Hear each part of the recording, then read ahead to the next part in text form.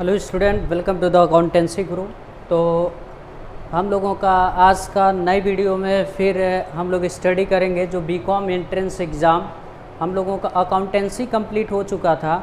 जितनी अकाउंटेंसी को आप लोगों को वीडियो देखना है तो आप लोग प्ले लिस्ट में जाएं और सारे वीडियो को आप लोग वॉच करें। इम्पॉर्टेंट क्वेश्चन उसी से क्या होता है, अराइज होता है। और प्ले लिस्ट में आप लोगों को सीक्वेंस से मिल जाएगा, इकोनॉमिक्स का मिल जाएगा, फिर इंडस्ट्रियल जियोग्राफी का मिल जाएगा, अकाउंटेंसी का मिल जाएगा। और प्ले लिस्ट में वहाँ पे आसानी से आप लोग पा सकते हैं। तो आज का सेकंड लेक्चर है जो हम लोगों का इकोनॉमिक्स है। इकोनॉमिक्स से मेनली आप लोगों को बताए थे 5 से 6 लेक्चर जाएगा, तो जिसमें से 2 लेक्चर ये कवर दूसरा है और 4 लेक्चर और जाएगा। तो हम लोग स्टार्ट करते हैं। जो हम लोगों का कंज्यूमर चल रहा था, कंज्यूमर में ही अभी चीज़ें हम लोग पढ़ेंगे, बट स्टार्ट यहाँ से करते हैं जो यूटिलिटी से। अब यूटिलिटी क्या होती है? यूटिलिटी का मतलब ये होता है एक कमोडिटी के अंदर एक ऐसी पावर होती है, इंसान के वांट को क्या करता है, सेटिस्फाइड कर देता है। हर एक कमोडिटी के अंदर क्या होती है, एक पावर होती है, और वो पावर हर एक इंसान के जो उनकी वांट होता है उस वांट को सेटिस्फाइड कर देता है। उसी को क्या बोला जाता है, यूटिलिटी। जैसे हमें मोबाइल की ज़रूरत है तो मोबाइल के अंदर वो पावर है जो हमारी वांट है वो क्या हो जाएगा, उससे सेटिस्फाइड हो जाएगा। तो देखते हैं हम लोग मीनिंग इसका। Utility refer to want satisfy power of a commodity, यानी कमोडिटी में वह एक पावर होता है जो इंसान के वांट को क्या करता है, सेटिस्फाई कर देता है। उसी को क्या बोला जाता है, यूटिलिटी। तो अब यहाँ पर एक क्वेश्चन अराइज हो सकता है, ये जो यूटिलिटी है, यूटिलिटी में कौन सी चीज़ें होती हैं? तो आप लोग याद रखिएगा, कमोडिटी ऑफ अ पावर, यानी कमोडिटी का क्या होता है, एक पावर होता है, उसी पावर से इंसान के वांट को सेटिस्फाइड किया जाता है। तो अब यूटिलिटी 2 पार्ट में डिवाइड किया, मेजरमेंट ऑफ यूटिलिटी। यूटिलिटी को अगर हम लोग मेज़र करते हैं तो 2 पार्ट में मेज़र कर सकते हैं, एक कार्डिनल अप्रोच के थ्रू और एक ऑर्डिनल अप्रोच के थ्रू।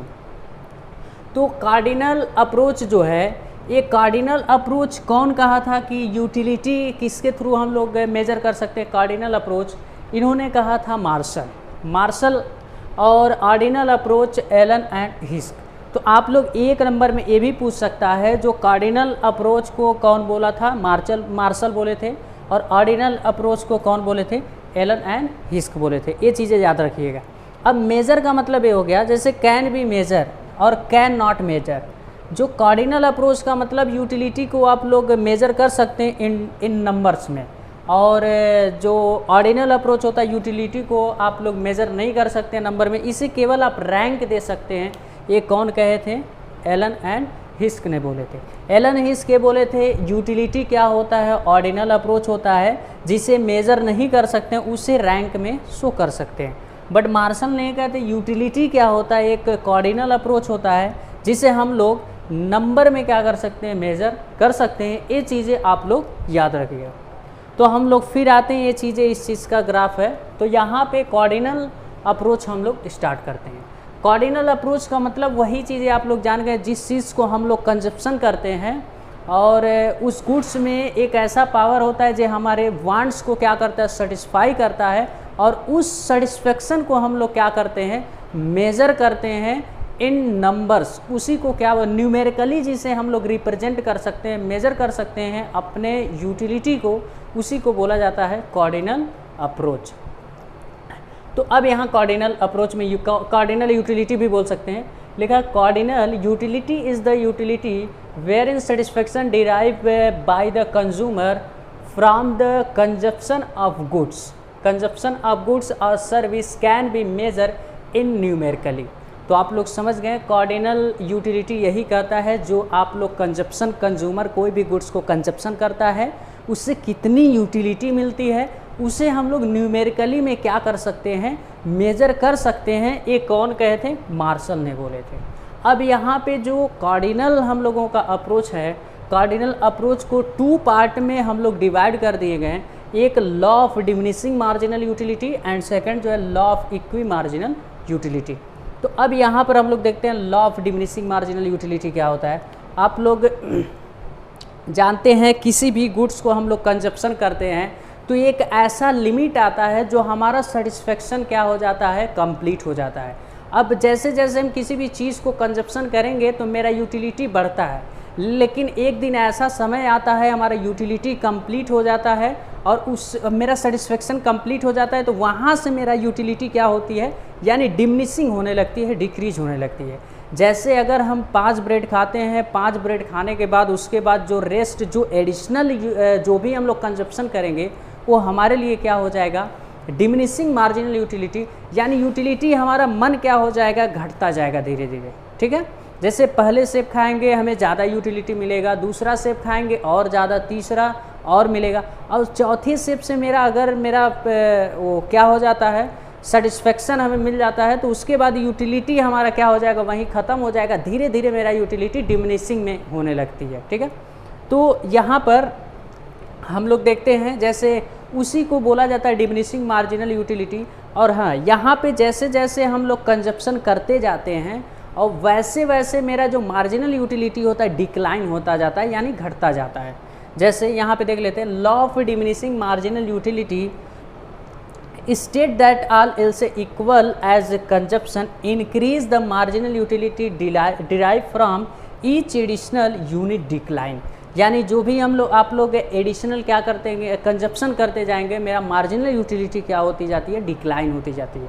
तो अब यहाँ पे फॉर एग्जांपल जैसे देखते हैं यूनिट ऑफ सेव है और टोटल यूनिट यूटिलिटी है, ये हम लोगों का टोटल यूटिलिटी है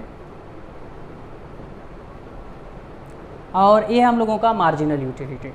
तो अब एप्पल हम लोग पहले एप्पल खाएंगे तो हमें टोटल यूटिलिटी कितना मिला, 20 मिला। ठीक है, और दूसरा जब खाते हैं तो हमें 35 यूटिलिटी मिला, तीसरा जब खाए 45 यूटिलिटी मिला, और चौथा जब कंज्यूम किए तो 50 यूटिलिटी मिली, और पांचवा जब किए तो यहाँ पे देखो हमारा जो चौथे सेब पर क्या हो गया, मेरा सेटिस्फेक्शन कंप्लीट हो चुका था। पाँचवें पर किए तो हमें कोई यूटिलिटी नहीं मिली, बस उतना ही मिला। छठवां जब किए तो हमारी यूटिलिटी क्या हुआ, यानी डिमिनिशिंग होने लगी। सातवां जब किए तो और डिमिनिशिंग हो गई। ठीक है, तो अब मार्जिनल यूटिलिटी बहुत आसान है, यहाँ पे पहले 20 ही हो जाएगा और उसको 35 माइनस 20 करेंगे तो कितना हो जाएगा, 15 हो जाएगा।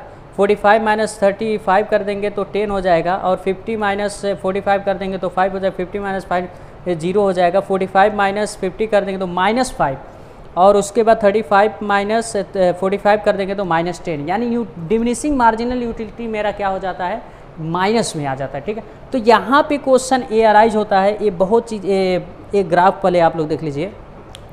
तो यहाँ पे टोटल यूटिलिटी एक समय तक क्या हो रहा है, कंटिन्यूअस इंक्रीज हो रहा है या इंक्रीज हो रहा है। तो एक ऐसा सेटिस्फेक्शन मेरा कंप्लीट होने के बाद मेरा यूटिलिटी क्या होती है, घटने लगती है, डिक्लाइन होने लगती है।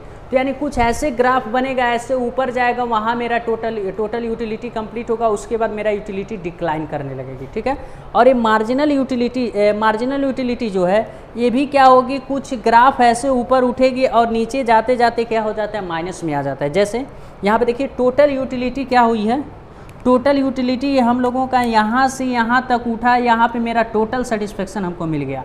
अब यहाँ से देखिए मेरा यहाँ 50 के बाद सेटिस्फेक्शन मिलने के बाद ये डिक्लाइन हो गया। क्या हो गया, यहाँ ये चीज़ें यहाँ से लेके डिक्लाइन हो गया। ठीक है, टोटल यूटिलिटी, ये टोटल यूटिलिटी ग्राफ है और वो टोटल यूटिलिटी है और नंबर है एप्पल है।